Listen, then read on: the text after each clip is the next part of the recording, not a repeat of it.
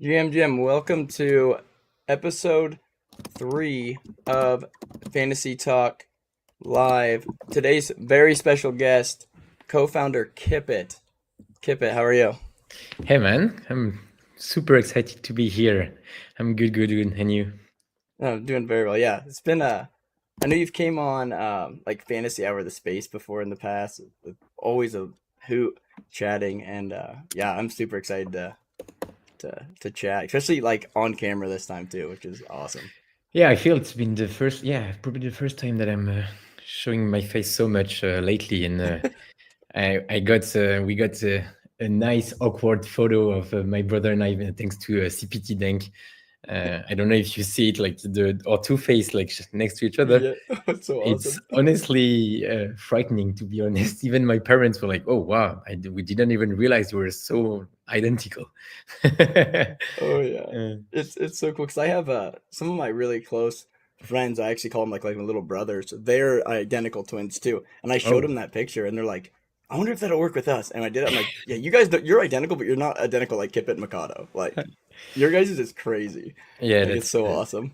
that's insane. I mean, I guess we actually tried to like change our glasses or like change some stuff so people could like easily recognize us, but it didn't change much. Even with like completely different glasses, they were still saying, "Oh, you look exactly the same." So at some point, we just like fuck it and let's just take whatever like suit us and often it looks a bit similar. So yeah, that's true. So I made the post, like that poster I made for us here, and I don't remember who it was. I think it was like ACH. He flipped the poster and he's like, "Now it's Mikado." Like, I was like, "Oh my god, dude, that's so perfect." Like, 'cause I know Thread Guy said something about that. That's like you guys are Yeah. mirrored images of each other. It's kind of true, yeah, because the only thing that's really different from the face is like the hair that's on the opposite side. So yeah, definitely kind of like the same, the opposite face of the same coin, kind of. Yeah. Yo, that's so awesome. So kind of started off here. I wrote down some questions beforehand. I try to be a little more prepared for this one. So for those who don't know you, who is Kipit and how'd you get here? Yeah, good question. So I'm Kipit. I've been building Fantasy Top for more than 1 year and a half, actually. So I'm the CTO here at Fantasy. So I've been in crypto and Web3 building for more than 3 years now. And yeah, Fantasy Top has been really the project that I've stuck around the most and that we had the most success with so far. And it's been an insane story and a great adventure, yeah, so far. Absolutely. Yeah, so the I mean that's when for like I kind of remember you guys a little bit from like the Friend Tech era, but it was definitely like I got into fantasy and it was my like it just grabbed me by the horns and I was game over for me, right? Like it's been all or nothing ever since. Like onboarded my wife, my kids. One of the questions here is actually from my kids, so they Oh, wanted me to wow. ask you, which is gonna be Nice. super cool. And but yeah, so with that, when like where did the inspiration for fantasy come from?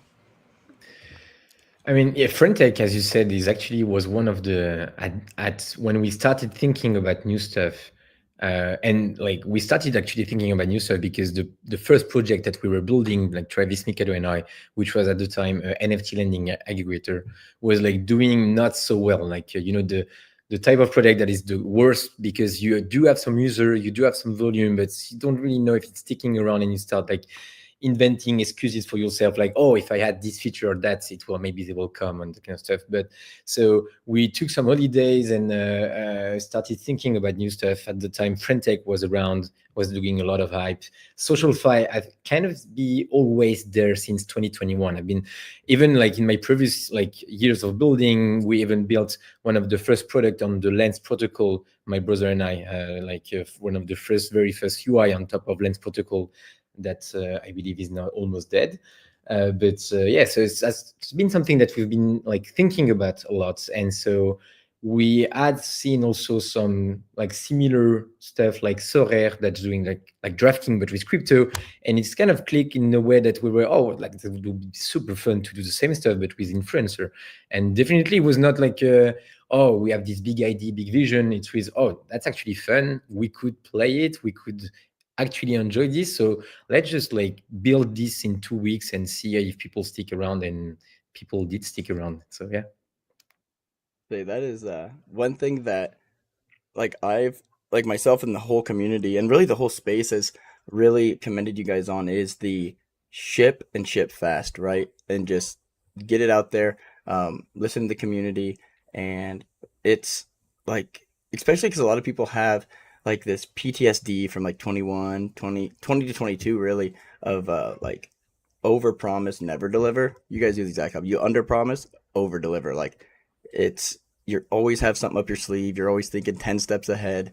Um, it's so awesome. And like the one thing that got me to play and how the what I've used to onboard like my farming brother who barely uses his iPhone, right? Is the fact that the fantasy aspect of it. Um, and do you play a lot of fantasy sports at all or No, not much, to be honest. I did play a bit of like football fantasy game, but it was not even with real money, more like just playing with my friend and stuff. So really, for me, it was not a world that I knew a lot, and we've been diving into it since then. So it's quite fun. But is to be like that could be explained also because in Europe actually, so where I'm from, fantasy game is actually a much less known stuff compared to in US. In US, like fantasy sport is something that's like whenever I talk about fantasy in the US, it's something that's clicked automatically. Where compared to here, I kind of have to move backward and start with the sport example. And often people like in France or in Europe don't know much about the sport example himself, and then drew this parallel with the influencers. So we are kind of like of a step backward compared to you in the US. Absolutely, yeah. Yeah. See, that's what I'm like. It's made it super easy for onboarding like everyone, especially in my like little friend group, and then which is a lot of fun. That's HK talks about it as well too. So about this is I'm gonna go ahead and just ask the question because I heard my daughter peep in. This is from my 6-year-old. Where do you see yourself in 5 years? Oh wow, crazy! I'm to be fair, I'm pretty sure I would still be around fantasy. I mean, it's still a question of will fantasy, the game as you know it, is will be the main focus of the fantasy company, or like, I mean, even technically now, myself especially, I'm more focused on the cloud projects, and Mikado is actually the one leading the core game with like half of the team. And so as of today, we already kind of split, even though what we're doing in the end is the same. So even though at the end it's like the UI is completely different, what I do is just like process Twitter data and make sure that we can rank everyone and then that kind of stuff. So yeah, in 5 years, pretty sure we'll still be around the three of us. I mean, at least that's the goal. We've if we wanted to I mean, if we wanted to rug, we would have done it in the first 2 months following the fantasy launch, you know. So, Yeah, and exactly. that's also, I'm pretty like I think we've shown that we are committed on making this stuff go as big as possible, and we're like super excited about where we are right now, but it's far, far, far from what we are like expecting and hoping and dreaming of. So yeah, And that's fantasy is the what one. Yes, and that's what's always like amazed, like I think just a lot of people, especially me, is like you've accomplished so much in the last year and like 3 months, 4 months, almost a year and a half, that most projects would be like, "Yo, this is awesome, let's take a breather, let's take a step back and just like vibe." No, you guys like you just said, this is nowhere close to where you want to be, right? Like you're always looking forward, you're always looking ahead. And then so I know you said you guys work on a little bit different things, and fantasy is a very, very complex, like not complex thing. It's easy, like Clayton Mooney says it the best. It's easy to learn, difficult to master, right? Which is Yeah, what makes it so fun. that's definitely Um, true. what are the like what's your part of like your dev part and then like your brothers as well? And just kind of like that, how that all works, as well as like Travis and kind of like the positions So or the question is like, how are we split between Mikado and I yeah, in dev power? yeah, So, I mean, the first year of fantasy when the only thing that was there was the game, it was really I would say had like more of I mean, I'm the CTO, so everything that's more like technical and depth would be the thing I would be focused on. And Mikado is actually really good in the at the product level and thinking about like a user and thinking like, I mean, everything, most of the stuff that you see now, like the onboarding or everything that make it a nice and smooth like way for user to get onboarded on is basically mostly Mikado thinking about that, and Travis also. So I would say that was the way we were split. And now that cloud is here, like we kind of like since the release of the base v3, and we kind of split the team in two, and I'm leading the cloud team, and Mikado is like fully focused on the game. See, that is awesome. That Yeah. yeah, because it's you guys are like not only like especially with the V3 launch, and I mean Travis hinted about it a little bit, but a lot of us weren't expecting like this whole revamp to the UI UX. Like Yeah. yeah, it blew a lot of us away. It's so clean. I mean, it's so fun to you can get lost in it very easy. Yeah, definitely. I mean, I mean, as you said, we'd rather not share about like we never like not overpromise and try to over deliver, and that's the best way to surprise the community and all. And definitely, we don't like to like talk too much about stuff as long as it's not like fully done or like fully perfect. We do ship with a lot of bugs. I mean, you know, it's obviously, and I think that's something that's going to have to change, and that we're like learning that we need to change it on the game aspect. The first year of fantasy was like a lot of bugs, but people tolerated them. Now, if we want to move forward to the next phase where we actually onboard new users, we gotta have like a perfect game and a bug-free game. And I mean, the live stream that you did with Jesse, to be fair, like there was half of the mistake that were because of the new Coinbase wallet, and we did some change, but it was still a very painful live to watch from my point of view. And that's the type of stuff that we need to make sure that it will never happen again, because obviously new users won't have the time or energy to just go through the Discord, ask the question, restart the app. So on the game, we're shifting our mindset from like not like we still want to move fast and stuff, but trying to make sure that we consolidate and that everything is like as solid as possible. And on cloud, it's also a different game, but more like still keeping this ship fat breathing aspect. Perfect. And actually, that's a good segue. I wanted you brought up Clout. Is there anything you want to share or anything new and exciting about Clout that's coming up? Yeah, actually, that's quite the right time to share like that. So we are partnering with our first very big client that's called Z. So it's the name exactly is Z Champion, I think. Yeah, Z Champion, which is a horse betting game on crypto. Oh, And nice. so we're gonna be building the very first Twitter mindshare leaderboard with on-chain metrics. And so the idea is that like on the opposite side of what Kaito or Cookie could be doing, where anyone can participate and like you end up with a lot of farmers, a lot of bots just like tweeting about the stuff, but no one is actually playing the game, or like there is no user convention. It's really hard to track. It's really hard to know how much people we actually help bring on. And here we're gonna basically cross the data that they have, and so whenever people will sign with and attach their Twitter on Z, we'll be able to tell them, and like the leaderboard will be only accessible to the people that sign up on Z. And so this way we're going to make sure that only the player actually playing and only the people that are actually like willing to participate will be able to be in this leaderboard on Mindshare. So it's kind of the first, I think the first on-chain Mindshare leaderboard that will be there, and it's going to be with us. So super excited for this. There will be also a sponsored tournament next week with the Z ecosystem. So yeah, next week is going to be, you'll see the Z project a lot. And yeah, super excited for this. It's going to be the first showcase for the cloud API and the cloud project, I would say. So yeah, pumped. That that is super cool. And I've actually heard of Zed. I know there's been like the horse racing stuff in the past, but I'm really excited, especially because I think a lot of people just see fantasy and don't like think about like the cloud and what the possibilities of cloud. And I mean, it's there's a lot of moving parts, so it's really cool to see that being, you know, Yeah. um, executed on.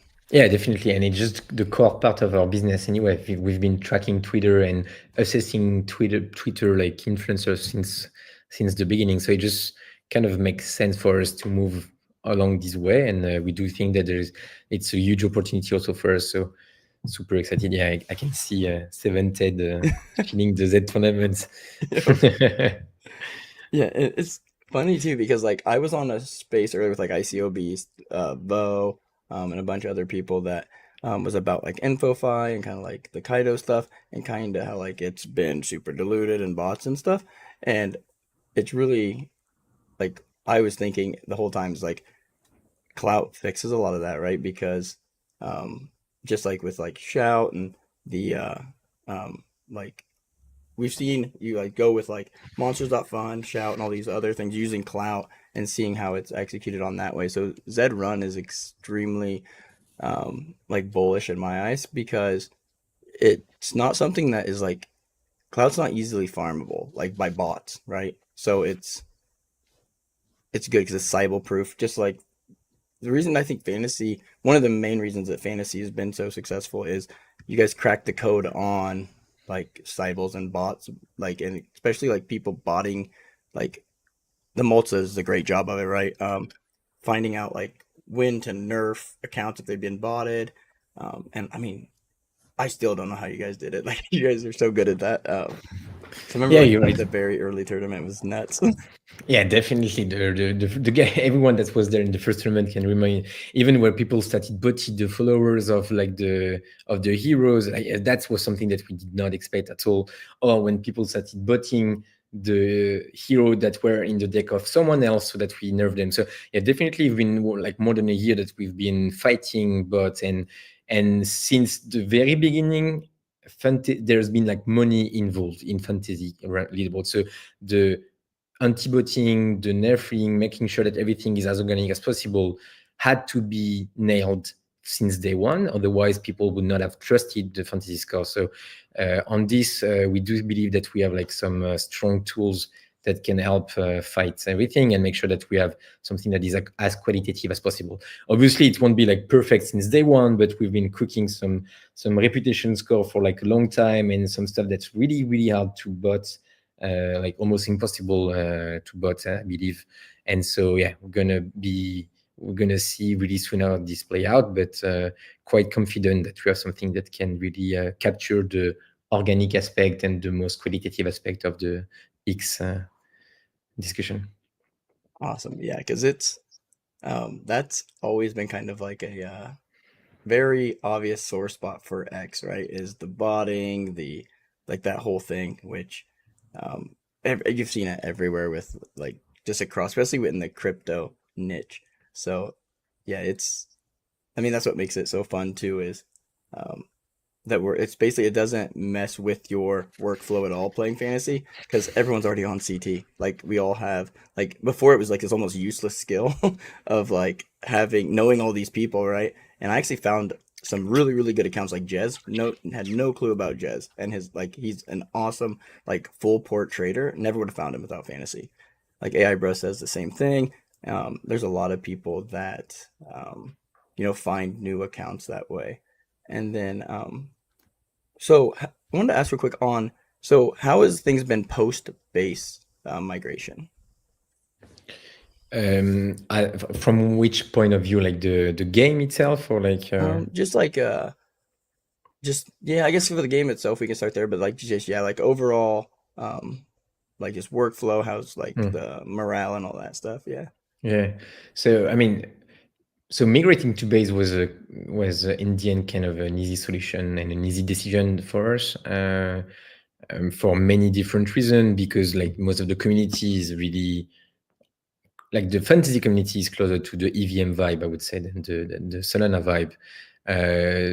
Like it was EVMs, it was easy to bridge to a base, and like the base mini app was really the one of the most ambitious projects we've seen like in this year in crypto, and it's actually like kind of similar to what the Blast vision had, but fairly well executed this time and like well built. So kind of excited to like come. We basically arrived at the perfect moment where we were just at the start of this new adventure with base, and so really bullish on this aspect. Overall, I think like everyone kind of love it, the base migration, that's for sure. And now that we have this huge channel of people testing the mini app, testing the free to play mode that we built just for this. Now the goal is really to focus on acquiring new users as much as possible and making sure that we just make number go up, basically. Awesome. And so this is what would you say that the biggest hurdle for fantasy is right now at this point in time? I would say that it's the barrier to entry into the game is still quite high because so the game might be easy to understand and hard to master, but to be fair, like when people just arrive and see this, it's hard for them to think that they have an edge, like compared to someone else. And so often when you look at fantasy sports or like even like betting or gambling in general, people start doing those stuff, even though they know that at the end some people lose. They do it because they think that they have an edge on top of someone else. And so that's like, and that's I think the biggest barrier to entry that we have to like, and that's why the free to play is here, so that you have like a fast paced fun game that you can just like start playing and having fun, and like you actually realize, oh wow, actually I kind of like nailed it on this tournament. Oh wow, like this time I earned some, like this would be worth this much, and you start like checking the price, just understanding what it takes to, and realize that it's actually just require you a couple of like $100 maybe for a decent common deck, and like this would be the biggest I think hurdle for fantasy. But the good news is that the retention is really insane, and that's like really where in terms of game, whenever we convert your user, basically he stay forever. And so that's why we can focus on really like just increasing the number of people that test it out and making sure the conversion is as the best as possible.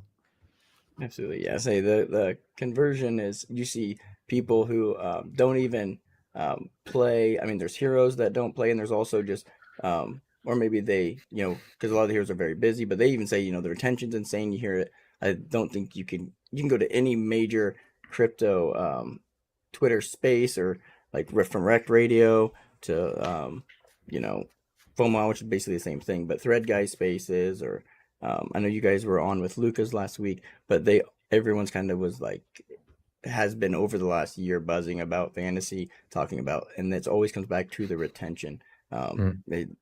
So we talked about the biggest hurdle. What would you say the biggest strength is? I think I know what you're going to say, but what's the fantasy's biggest strength? I mean, I think it's the community that we've created so far. Like that's, if I had one takeaway from this, that would be it. And people, like most of the time, don't realize how like first one, it's super hard to create such a community, and but once you kind of get it first, like you see awesome stuff because we see the fantasy community like winning all the time, and this is something I'm super proud to have. Like most of the, I mean, there is some conflict sometimes, obviously, but most of the time I can see a lot of like help and sharing and just all of synergy that get created basically. And whenever we put our focus on something and the fantasy community is here to help, then we know that we are like invincible basically, and we can really achieve a lot of stuff. And this is pretty rare, to have a community that doesn't want to dump on each other, that is not trying to, it's like it's really positive to be in fantasy community overall. And that's something that I think is really undervalued in crypto.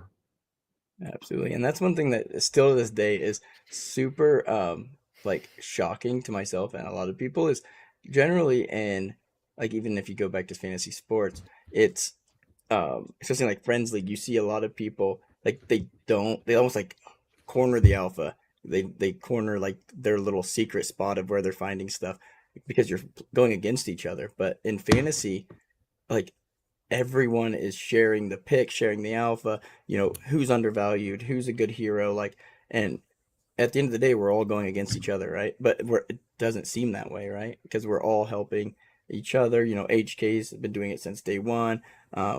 There's multiple creators across the fantasy community, and there's also like within the club ball chat and the Discord. No matter like even just on Twitter, people are sharing and going back and forth talking shop, and it's just awesome to see, especially in something that's competitive, and like it's very very unique, which is really cool to see.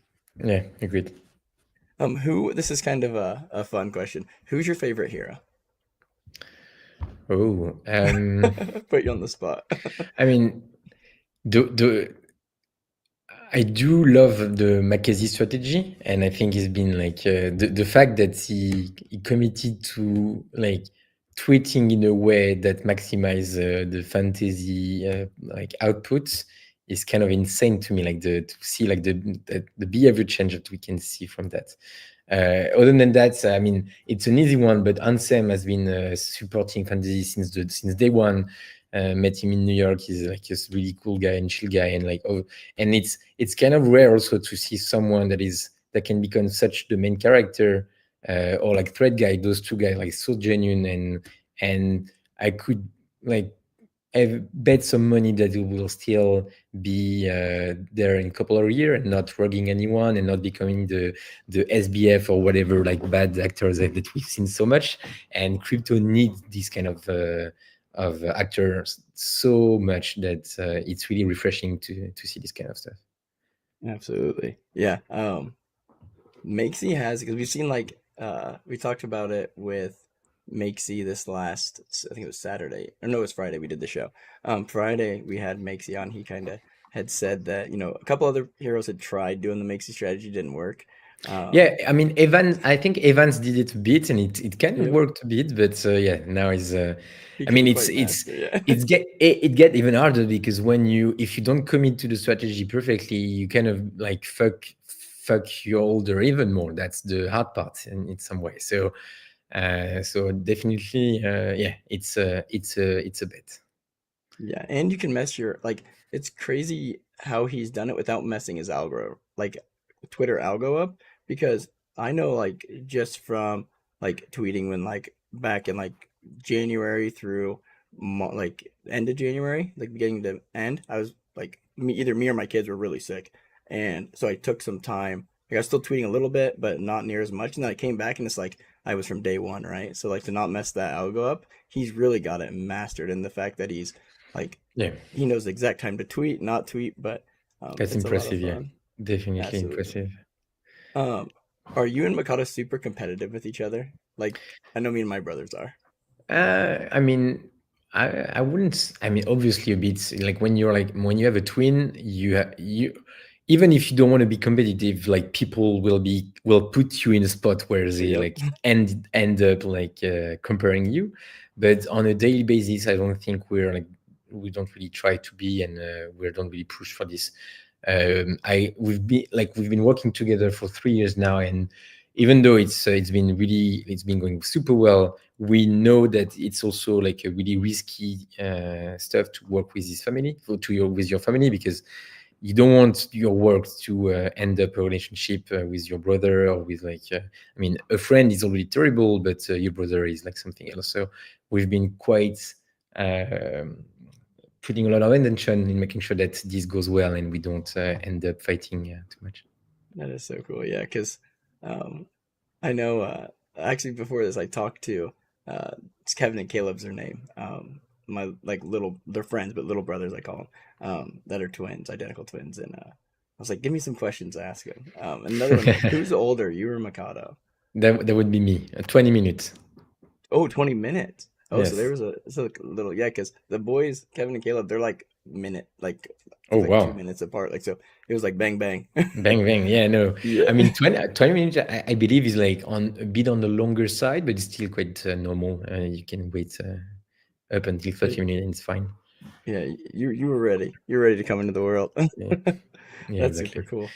No, but Yeah. So, when do you how like do you play the game a lot yeah, or like? basically, Oh, I go ahead. mean, I think I actually missed 1 week, like 1 week, a week ago, but otherwise I'm playing every week. Yep. I mean, it's still so much fun for me, and that's the I think what's matter also is that we are still most of us are still playing. Not sure about Travis or Mikado, but definitely you can check my profile and you'll see a deck pretty Yeah. much every week. Yeah, because I know that like just the amount of time, like because HK and I are talking like every day nonstop, like DMs or in calls, and just like even during this tournament, we're already thinking about who to pick up, right? For like the next week, who's not tweeting, if they're gonna tweet, if they don't tweet, who we're gonna pick up, and just thinking you guys are building, you know, this something that's never been seen before, and then also playing the game, which is super cool. What's it like being like we always joke around and say like the devs are the kindling, right? Do you ever play yourself, or is it only in reverse? Uh, I I do play myself, like, but to be honest, it's quite rare. I played Paris much more, but yeah, I know that I'm on the bad hero side of of fantasy, and it was something that troubled me a lot. I would say in the beginning, to be honest. So I was like spent a lot of time trying to tweet and all, but at some point it also comes down to me making sure that fantasy Yeah. like the game and the company evolve as much as possible, and so at some point I just accepted that I would be like not the best hero. So I'm trying to, like, when I see an occasion where I know I can perform well, and I think the base V3 was my top performance and stuff, I've tried to push really hard, and but there is some weeks definitely I know that it's going to be the best, so I play myself in reverse, yeah. Yep, that's awesome. But I saw many Fantardio players saying I stopped playing the devs because I don't want to be in conflict between them tweeting and them building the app. And yeah, I understand them. That is awesome. So the oh crap. So we kind of oh yeah. What was the inspiration behind Cloud? Like, obviously, Kaito was kind of a of a mind blowing even for us, because we've been thinking about some stuff for some times, but didn't spend enough like energy and resources, as it was completely different. And when we see it, we it kind of clicked that it was what fantasy could become, and what's like that's like something that a few people could challenge, but we were on the right spot. And so yeah, like definitely Kaito was a big inspiration from this, and with fantasy we've always tried to I mean democratize as much as possible the access, and making sure that everyone could be there participating. Kaito is a bit more exclusive, and so it does make sense from like a quality point of view, but we are going to try to make it like quality is obviously the most important factor, because people need to trust everything. See, if you end up like having people creating like more bot or farm, it can be negative for the project, so that would be the worst outcome. So definitely we want the project to be happy, but crypto has always been around making like democratizing the access and allowing anyone to participate, and that's something that's in our core value.